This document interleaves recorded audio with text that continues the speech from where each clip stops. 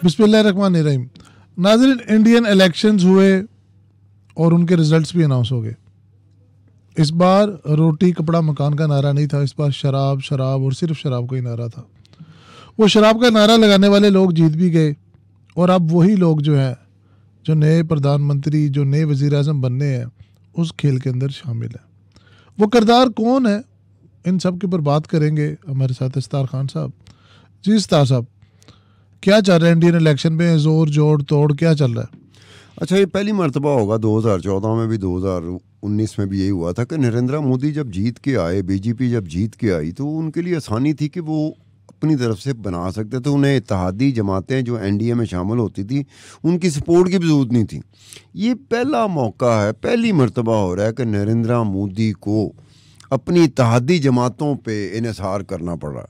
और दो ऐसी इत्तेहादी जमातें हैं, एक Telugu Desam Party headed by Chandrababu Naidu, जो 3 मरतबा आंध्र प्रदेश के चीफ मिनिस्टर रहे, और जिन्होंने कहा था कि सस्ती शराब पीने से ये चंद्रा नायडू बाबू को उसका सिला मिल गया। पता नहीं किस नीयत से उसने नारा लगाया था। आंध्र प्रदेश के लोगों ने टिका के सबसे ज्यादा सीटें जीतने वाली की बात ये हुई कि उन्होंने एतमाद किया चंद्रा बाबू नायडू पे कि ये हमें सस्ती और म्यारी शराब देगा।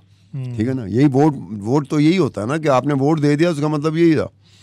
अब 16 और सबसे ज़्यादा जो एनडीए में सबसे ज़्यादा सीटें ली बीजेपी ने 241। दूसरे नंबर पे जिसने सबसे ज़्यादा सीटें ली एनडीए इत्तेहाद में, वो है तेलुगु देशम पार्टी, टीडीएम। ठीक है, टीडीएम, ये चंद्रा बाबू नायडू। तीसरे नंबर पर जाती है नीतीश कुमार है, जो जनता दल यूनाइटेड का है। ये तीसरी वो जमात है जिसकी 12 सीटें। ठीक है, बिहार में 12 सीटें बीजेपी ने जीती और 12 ही सीटें जनता दल यूनाइटेड ने जीती। अब ये दोनों दाएं बाएं बैठ गए हैं, चंद्रा बाबू नायडू और नीतीश कुमार। नीतीश कुमार को वैसे उस दिन मैं कह रहा था कि ये राजनीति के एक कलाकार हैं। हाँ, लेकिन इंडिया में इनको बकायदा एक नाम दिया हुआ है काफी अरसे से, पलटू राम। अच्छा, ठीक है, ये इंडिया वालों ने दिया हुआ है, मैंने नहीं दिया। मैंने तो वो दिया था ना कि राजनीति का कलाकार। हाँ। इंडिया वालों ने, जो इंडिया मीडिया ने इसको जो लकब दिया हुआ है ना, पलटू राम। पलटू राम बिल्कुल ठीक है, ये बदलता रहता है, साल में 6-6 दफा बदलता है। सही, बिल्कुल सही, ठीक है। और ये जब इन्होंने ब्लॉक ने नॉमिनेट तो कर दिया नरेंद्र मोदी को, जो हफ्ते को या इतवार को हलफ उठा लेंगे। अब ये इन्होंने डिमांड क्या करनी है, क्या करने जा रहे हैं, क्या ये मांग रहे हैं? क्योंकि इस तरीके से नरेंद्र मोदी कभी भी अपने इत्तेहादियों के हत्थे नहीं चढ़ा। पहली मर्तबा नरेंद्र मोदी अपने इत्तेहादियों के हत्थे चढ़ा कि अगर ये साथ देंगे तो हुकूमत बनेगी, वरना नहीं बनेगी। और ये इत्तेहादियों को भी पता है, ये चंद्रा बाबू नायडू को भी पता है, ये नीतीश कुमार को भी पता है। अब उनकी क्या थी, नीतीश कुमार जो पलटू राम है, उन्होंने एक अपने कैंप से बात पहुंचाई है, वहाँ भी पहुंची है, उनको भी पता है कि क्या मांग रहा है। सपोर्ट दे रहा है तो कुछ लेगा, तो सपोर्ट देगा ना। बिल्कुल ऐसी। तो उन्होंने कोई कम से कम 4 वजारतें, 4 मिनिस्ट्रियाँ और 1 मिनिस्टर ऑफ स्टेट। अब जो 4 मिनिस्ट्रियाँ हैं ना, उसमें इम्पोर्टेंट है मिनिस्ट्रियाँ, वो रेलवेज की है, रूरल डेवलपमेंट की है और वाटर रिसोर्सेज की है। तगड़ी मिनिस्ट्री है ये तो। ठीक है, ये मिनिस्ट्री। लेकिन सूरत हाल देखो ना, नरेंद्र मोदी फंसा हुआ है। अब वो कैसे करेगा? ये देगा नहीं देगा? अगर ये नहीं देगा, ये वजारतें नहीं देगा, तो फिर कैसे कंपनसेट करेगा? उसकी कोशिश होगी ना, क्योंकि पलटू राम साहब तो ऐसे निकलेंगे। पलटू राम साहब ने कहना, जनाब मैं जा रहा हूं। कुमार साहब, ठीक है, हम पलटू राम ही कहें तो बेहतर है, क्योंकि अच्छा, इसके अलावा उन्होंने स्पेशल कैटेगरी स्टेटस जो होता है ना बिहार के लिए, वो उन्होंने डिमांड की है। ठीक है, कि ये भी करें। और उसके अलावा सप्लीमेंट्री ग्रांट तो नहीं, तो जो सेंट्रल ग्रांट्स होती हैं, सेंट्रल फंडिंग होती है, वो यूनियन हुकूमत करती है, उसके लिए भी उन्होंने कहा कि मेरे बिहार को इतना मिलना चाहिए। ये भी साथ साथ उन्होंने कहा। अब उसके साथ आया था कि जहाँ पे ये हुई, एक इसमें सबसे बड़ी बात ये है कि वो लोकसभा का स्पीकर भी मांग रहे हैं, अंदरूनी खाना। अच्छा, पब्लिकली नहीं, ये पब्लिक स्टेटमेंट नहीं है कि पब्लिक स्टेटमेंट दे सकते हैं। वो भला क्या कहेंगे? नीतीश कुमार, पलटू राम साहब और चंद्रा बाबू नायडू, ये दोनों कह रहे हैं कि हम तो देश की सेवा कर रहे हैं, हम तो नरेंद्र मोदी के हाथ मजबूत कर रहे हैं, क्योंकि हमें देश की सेवा करनी है, हमने जनता की सेवा करनी है। ऐसे कहता है लीडर, ऐसे ही कहता है, बिल्कुल सही कह रहे हैं, सियासी लीडर ऐसे ही कहते हैं। बिल्कुल हमारे यहाँ भी ऐसे ही चलता है, हमारे यहाँ भी यही चलता है पाकिस्तान में, कि हम लोगों की खिदमत करने आए हैं। भाई अपनी भी पहले अपनी खिदमत करेंगे तो लोगों की खिदमत करने के काबिल होंगे ना। ये बात ये असल में समझने वाली है। स्पीकर, लोकसभा का स्पीकर, स्पीकर की पोस्ट वेरी इंपॉर्टेंट। और हैरत की बात दूसरी इसमें शामिल मैं क्या करूँगा कि जो टीडीपी है, चंद्रा बाबू नायडू की जमात, वो भी स्पीकर की पोस्ट के लिए इंटरेस्टेड, लोकसभा के स्पीकर के लिए, लोकसभा के स्पीकर के लिए। अच्छा, अब यहाँ पर देखो सपोर्ट दोनों जमातें कर रही हैं। दोनों जमातों की सपोर्ट के बगैर नरेंद्र मोदी प्राइम मिनिस्टर बन ही नहीं सकता, एक 16 एक 12 के साथ। ठीक है। अब दोनों अपनी तरफ से ये है कि स्पीकरशिप मिल जाए, स्पीकर की पोस्ट मिल जाए। अब देखो नरेंद्र मोदी या बीजेपी किस तरीके से इनकी मांगों को पूरा करते हैं। फिर जो नायडू है ना, वो भी वही स्पेशल कैटेगरी स्टेटस मांग रहा है आंध्र प्रदेश के लिए, जो पलटू राम मांग रहे हैं बिहार के लिए, ठीक है। और इसके अलावा एक और उनकी डिमांड है, जो डिमांड मैं कैसे कहूँगा, मांगे हैं जो बंद कमरों में नहीं की जाती, पब्लिक स्टेटमेंट नहीं है, ये नहीं अखबारी स्टेटमेंट, मीडिया स्टेटमेंट या टीवी में बोलते हैं उन्होंने बात की, ऐसी बात नहीं है। वो उसमें ये है कि वो चाहते हैं, नायडू चाहते हैं कि किसी तरीके से आंध्र प्रदेश का इलेक्शन जो है ना, वो वक्त से कबल अज वक्त हो जाए। अच्छा, अब ये कबल अज वक्त का मुझे नहीं समझ आती कि ये क्यों इस तरह से है।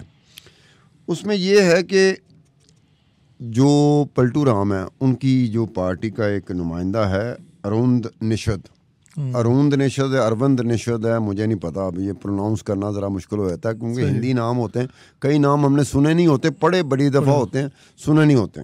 तो अरविंद निषद है, वो उसको कुछ हुआ कि मीडिया को ऐसी गपशप कर रहा है, तो उसने कहा ये मीडिया गॉसिप्स हैं, इस पे यकीन ना करो, हम नेता लोग हैं, ये जनता दल है, सही। और जनता दल ने जनता की खिदमत करनी है। आप पता नहीं क्या कर रहे हैं, बता रहे हैं कि जी हम शायद कोई ये मांग लेंगे, शायद कोई वो मांग लेंगे, ठीक है।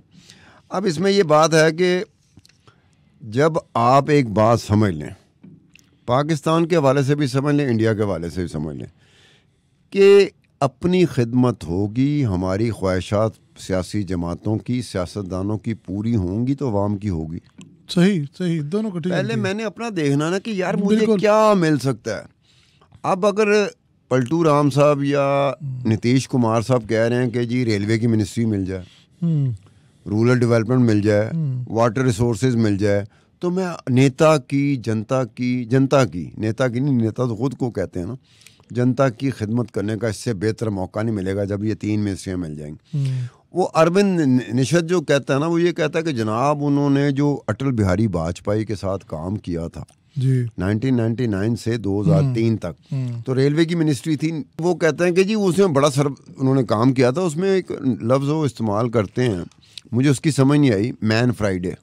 वो कहते हैं कि ये अटल बिहारी वाजपेयी के दौर में इनको मैन फ्राइडे कहा जाता था, ये पलटू राम नीतीश कुमार को। अब मुझे नहीं समझ कि मैन फ्राइडे का मतलब क्या होता है। ये कोई मांगे ऐसी अजीब तो नहीं है, ये तो हर नहीं, जगह पे होता है, मैं जब कब जोर कह रहा जोर हूं? होता है तो वैसे चलता रहता है। मैं कब कह रहा हूँ कि मांगे अजीब है, मैंने कहा नहीं, वो जिस तरह से आपको हो रहा है ना कि ये क्यों मांग लिया, वो क्यों मांग लिया, तो देखे ना हमारे यहाँ भी तो MQM 6 बंदों के साथ क्या क्या कुछ नहीं मांगती रही। ये हमारे यहाँ कौन सी, अच्छा मुझे बताओ, कौन सी ऐसी जमात है जो इत्तेहाद में हो और वो जो इत्तेहाद की सबसे बड़ी पार्टी हो, जो सिंगल लार्जेस्ट पार्टी हो, लेकिन उसके पास उतनी तादाद में पार्लियामेंटेरियन ना हो जिससे वो गवर्नमेंट बना सके, तो उसे लामला अपने इत्तेहादियों पे गिरना पड़ता है ना। बिल्कुल इत्तेहादियों की वो बातें मांगनी पड़ती हैं। आपका जो पंजाब सूबा था उसमें मंजूर वट्टू था, पीपल्स पार्टी के पास बहुत ज्यादा लंबी चौड़ी तादाद पार्लियामेंटेरियन की थी, लेकिन वो गवर्नमेंट नहीं बना सकते थे। 17-18 सीटों के साथ मंजूर वट्टू साहब जो है ना चीफ मिनिस्टर बन गए। फिर उसके बाद ये परवेज इलाही साहब आपके सामने था, बिल्कुल ऐसी है कि इमरान खान साहब के पास लंबी चौड़ी तादाद है, लेकिन वो तादाद के साथ अपनी हुकूमत, पंजाब हुकूमत नहीं बना सकते थे। परवेज इलाही साहब के 6-7 उनके पास सीटें थी, उनको चीफ मिनिस्टर बना। तो ये एक बात तय है कि जब कभी पाकिस्तान और भारत जैसे मुल्कों में जब कभी भी इस तरह की सूरत हाल होती है तो इत्तेहादी जमात हो या बाद में आप उसके साथ इत्तेहाद कर लें, ओ भाई उसकी मांगें आपको पूरी करनी पड़ती हैं। ये तो बात सही है। अंदरूने खाना होता है, ये कोई अनाउंसमेंट नहीं होती। ये होता है इसी तरह है कि अगर वजारतें मिल गई, मिसाल के तौर पे अगर 3 वजारतें वो मांग रहे हैं, वजारतें तो मांग रहे हैं अब नायडू भी, और नायडू भी रेलवे की मांग रहा है जो नीतीश कुमार साहब मांग रहे हैं ना, तो अब वो हो सकता है ये वजारतें ना दें, कोई और वजारतें दे दें, कंपनसेट कर दें कि भाई देश की सेवा करनी है, जनता की सेवा करनी है, तो यही मिनिस्ट्रियां रह गई हैं जिससे और कुछ कर रहे हो, कोई और मिनिस्ट्रियां आपको दे देंगे, उसके जरिए आप नेता की जनता की खासा और क्या चल रहा है।